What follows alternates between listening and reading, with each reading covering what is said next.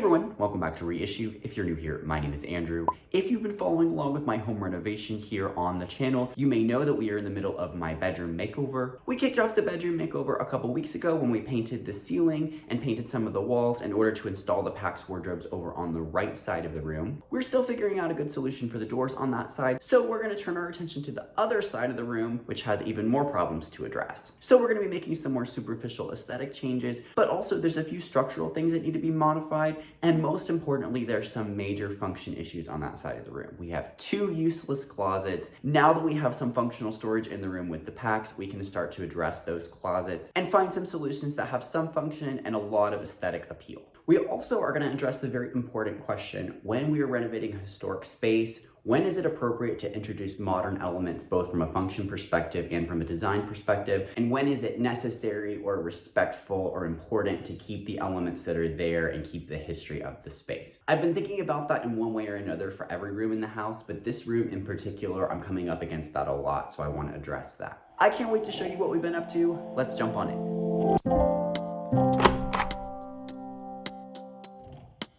So let's talk through some of the issues we're facing that need to be addressed over on the fireplace wall. Starting at the back, we have the useless little closet that I will hereafter refer to as the ULC. I believe the ULC is the only remaining closet that is original to the house. So let's give it a moment of silence to mourn its passing.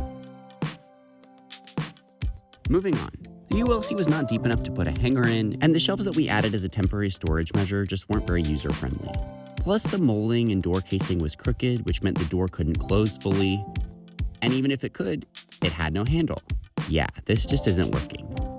So instead, we're going to install a built-in unit with a lower cabinet and open shelves up top to provide a bit of useful storage and a lot of warm, cozy aesthetic appeal. I know we're going to be losing some usable space here, and that we're definitely prioritizing form over function just a bit. However, since the original version had neither form nor function, I don't think it's too much of a loss. Moving on to the fireplace. Wouldn't this look better in a dark, natural wood finish, with some deep gray geometric tiles? Are you a tile model? I hope you said yes, because that's the plan here. The larger issue with the fireplace is the bizarre corner overhang. The mantle extends past the corner of the wall, and so this little half-wall shelf structure was added to help integrate the mantle. With middling success, I think. We can do better. So we're going to tear that sidewall thing out and add some thrifted angular cabinetry that will provide concealed storage, for shoes I hope, and add a nice architectural detail to make the mantle feel accounted for. And finally, I mentioned in a previous video that this door currently houses a semi-useless large closet that is borrowing space from the guest room, and that these two rooms used to connect. As weird as it is, I really would like to return to the original house design and remove yet another closet to reconnect these rooms. I'd love to open up the flow to the guest room and get some more light spilling into this dark room. That's a much bigger project for a later date, but just keep that in mind as we plan out this space. Before we could make a solid plan, we needed to pull things apart and see what we were working with. Let's start on the surface. I started stripping off the paint on the fireplace with my heat gun, but this is the only clip that I didn't accidentally delete. So let's enjoy this.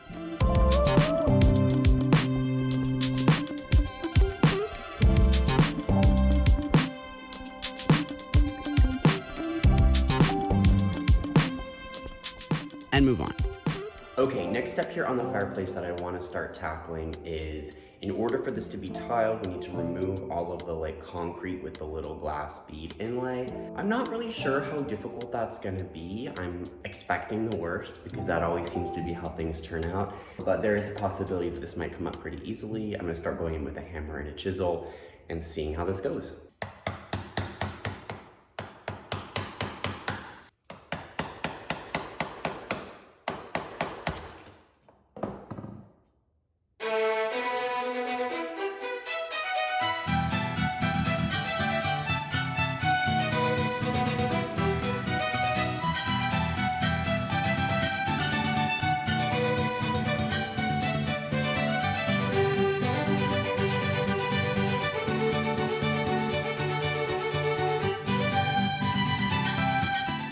So the first part, the hearth at the bottom, was deceptively easy. That took me like 3 minutes. And so now we're working on the back and it's gonna take a minute. This is definitely a job for some protective glasses, and this is all I can find right now. So we're gonna rock those.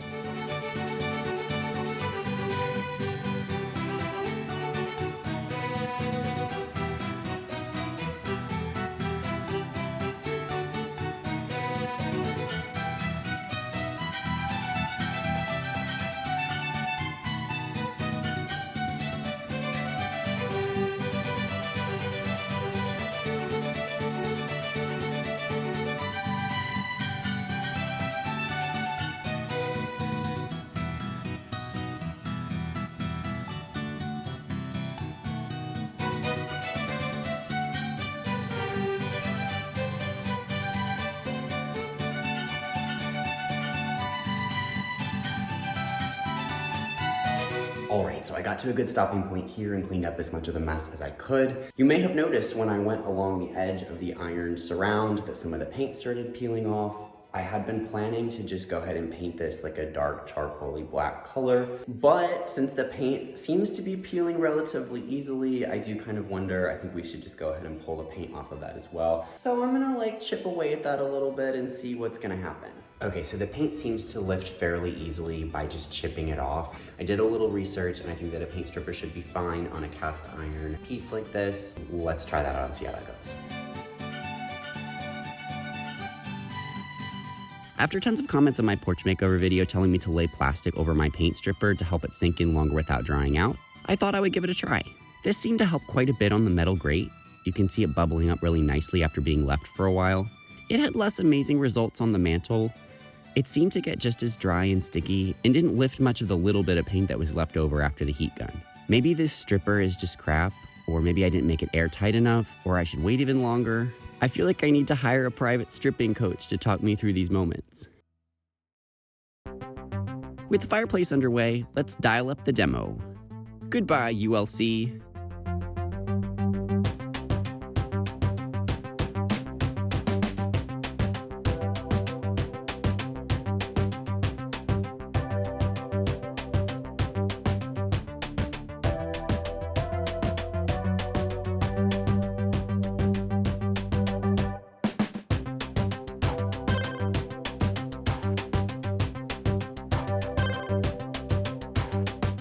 Keep in mind as we demo that we're very careful to remove things with minimal damage, and we save almost every usable piece of wood and molding. You never know when you might need a specific size piece of wood. And we'll definitely need these moldings to go back in various areas. It's worth noting that early in the kitchen renovation, we pulled a bunch of molding and hammered the nails backwards out of them, which created huge gaps in the paint job and added to the level of paint stripping necessary to achieve a decent finish. We've gotten smarter with time, so rather than pushing the nails through and wrecking the paint job, we'll break them off on the back to keep the paint intact. There's so much going on with this renovation already, we don't have time to strip back a bunch of layers of paint, besides the fireplace, of course.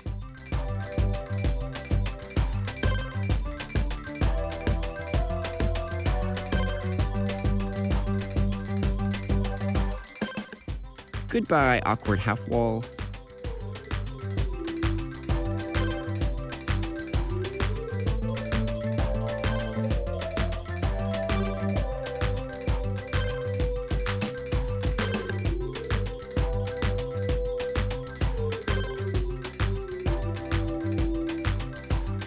The fireplace was a bit more of a monster than I expected. The goal here is to remove enough crap and add enough crap back to achieve the smoothest possible surface for the tile to be installed over, and at an even depth all over so that the metal grate and mantle sit at the right relationship to the tile. This proved to be tricky. We ended up removing the mantle entirely to get a better idea of what was happening underneath and around it. We found that it had these two wing pieces that were part of the original mantle. The right one had been weirdly sunken into the plaster, and the left one was the primary culprit behind the awkward hanging over the corner issue. I had a bit of a hard time being okay with removing these side panels since they were original to this mantelpiece. However, I just don't see how they could ever work hanging over the edge like that.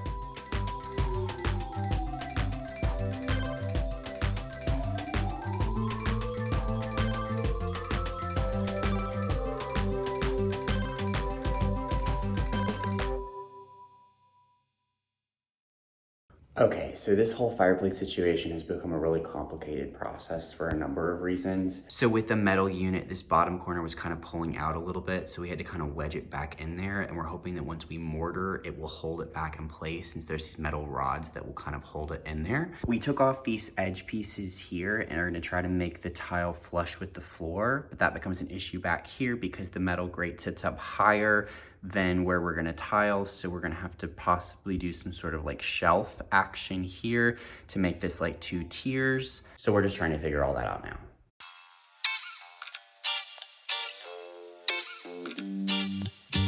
The hearth was a never-ending sandpit, and our plan to put various thicknesses of cement board around the wall to account for the varying depths was foiled when the cement board refused to stick to the mortar we used to fill in the gaps.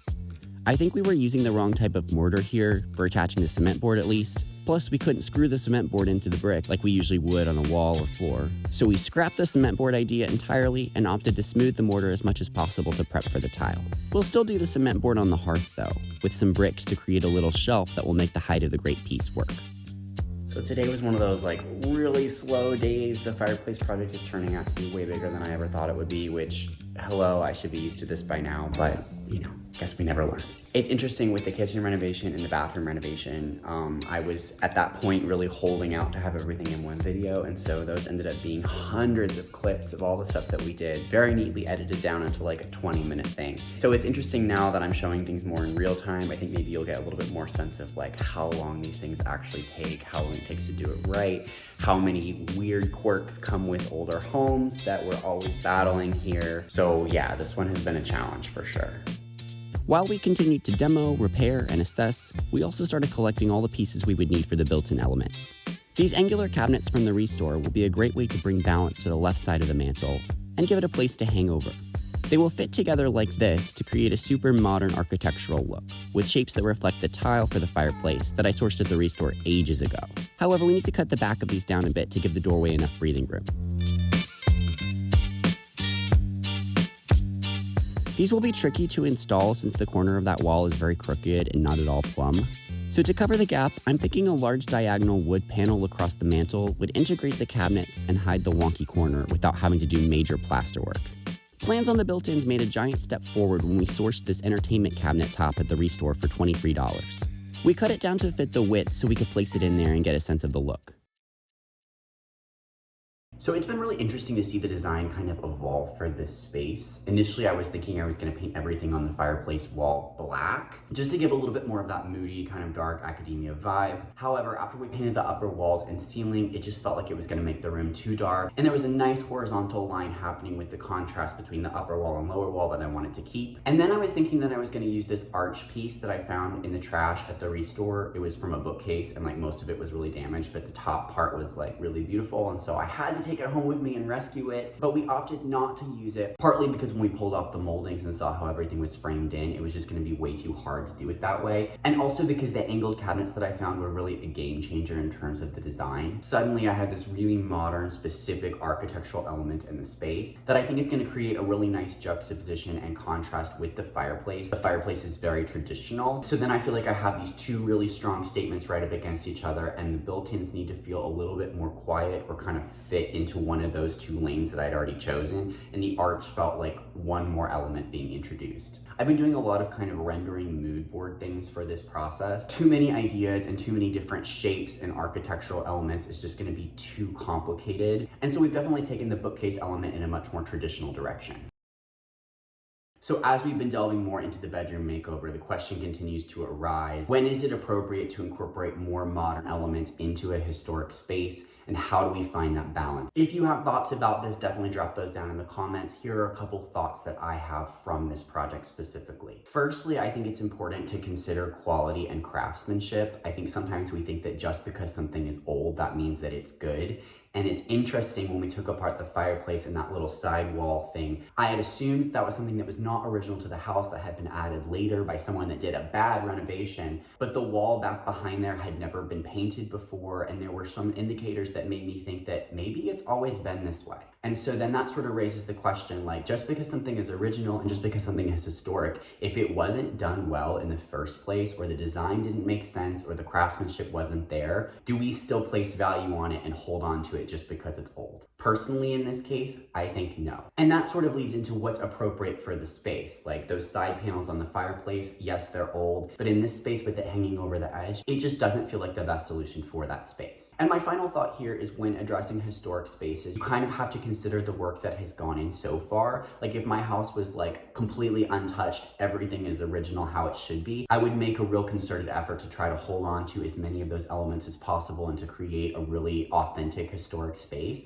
However, in my house, there's already really contemporary renovations that have happened, specifically on the conversion of the old back porch into this like modern looking angular kind of space for my atrium and bathroom. So in an effort to keep the whole house feeling cohesive, there already is precedent for these more modern angular elements coming in. And so even though it's a pretty big departure from the original style of the house, it still feels integrated into the renovations that have already been done. So there's a nice unified element, I think. Speaking of adding modern elements to my historic house, I just came home to a package from Parrot Uncle. They offered to send me a ceiling fan for my bedroom, which is really awesome. I looked through all of the products on their site and I decided on the black 52-inch Punjab ceiling fan. I also considered the 56-inch modern DC fan. Both of those were super cool, but I opted to go with this one because I thought it was a little bit more unique, a little bit more sculptural. I hadn't seen it before and I'm really excited about it. You know that I am reissued. I want to repurpose everywhere that I can, and initially I had thought that I was going to try to make the fan that was there work.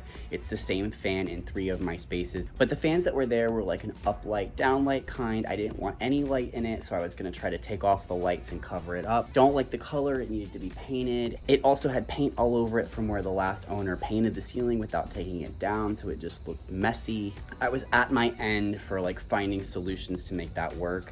And so I thought, you know what, I'm gonna order something, and then Parrot Uncle reached out to me and their timing was perfect. So I'm really excited about this fan. I cannot wait to get it out of the box and show you what it looks like.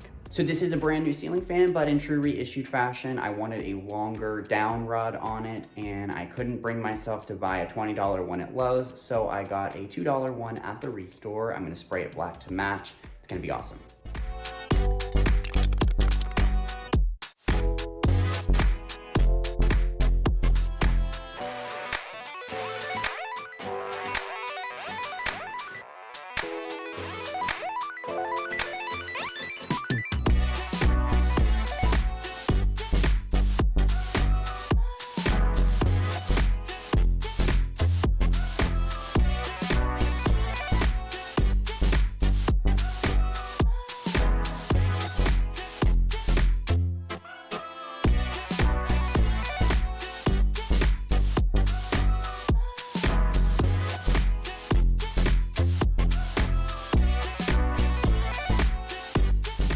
All right, everybody, so I think we've reached a pretty good stopping point for part 1 of this makeover. We've been able to kind of take apart and put back together enough to have a pretty solid plan of how we're gonna move forward. I still have a couple of lingering questions. Of course, I'm gonna want your feedback in the comments.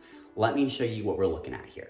All right, so starting over on the built-in wall, this base cabinet is a bathroom vanity that has lived in my parents' house for many, many years. They just upgraded to something else. This was an IKEA as-is cabinet from like 15 years ago. They had just switched out their vanity and they were gonna donate this anyway, and so they donated it to me instead. So this is the perfect size for this opening here, and it's gonna provide hopefully some functional storage for larger shoes, boots, that kind of thing. Up on top, we have the beautiful wood entertainment center inside that I think is gonna create a really nice backing for that built-in. I had mentioned in my last video that I was thinking about using some slatted shelves in there, and I think I'm moving away from that idea for 2 reasons. Firstly, I was thinking that we were gonna have to paint the inside of this built-in, and I really wanted to have a natural wood element in that area to tie in with the mantle, and I thought the slatted shelves would get us there. However, now that we have all this natural wood, I don't think the tones of the two will work together very well, and we don't really need that element anyway. Also, as I mentioned before, seeing everything in a rendering with the cabinetry and the mantle, it really feels like they're at opposing ends of the spectrum in terms of like modern and traditional. And so I feel like introducing the slats would be one extra element, and I'm really trying to edit down and keep everything really unified since there already is a big polar opposites thing happening here. And so instead, I picked up these solid wood shelves at the REISSUED for $3 a piece. They have that same kind of facing on the front that I was thinking of backlighting with little LED strips. I think if I paint them to match the trim color, it's all gonna feel really integrated. So my lingering questions here are, 1, what color to paint the cabinet? Initially, I was thinking of painting it dark, but now I'm thinking that painting it with the trim color and the molding and everything that goes around would just integrate it a little bit more. And secondly, these shelves that I have are about 12, 13 inches deep, which is plenty deep for I think the kinds of things that I'm wanting to be putting on them. But the cabinet itself is more like 20 inches deep. So do I want to set the shelves back in the cabinet further, or do I want the whole upper part of this unit to be more shallow so that the shelves come all the way to the front? Let me know what you think about that. I'm sort of torn. Here in the fireplace area, we're working on getting everything prepped for tile and continuing stripping down the mantle. And then on this side over here, you can get kind of a sense of how these built-ins are gonna go. We're gonna build it up on a base a little bit, put one on top of the other, and create a nice feature coming all the way down that wall. Again, I'm planning to paint these out in the same color as the trim and the wall, just to kind of integrate everything as thoroughly as possible. Since we already do have a lot of elements going on here, I think they're gonna look really pretty in that creamy beigey color.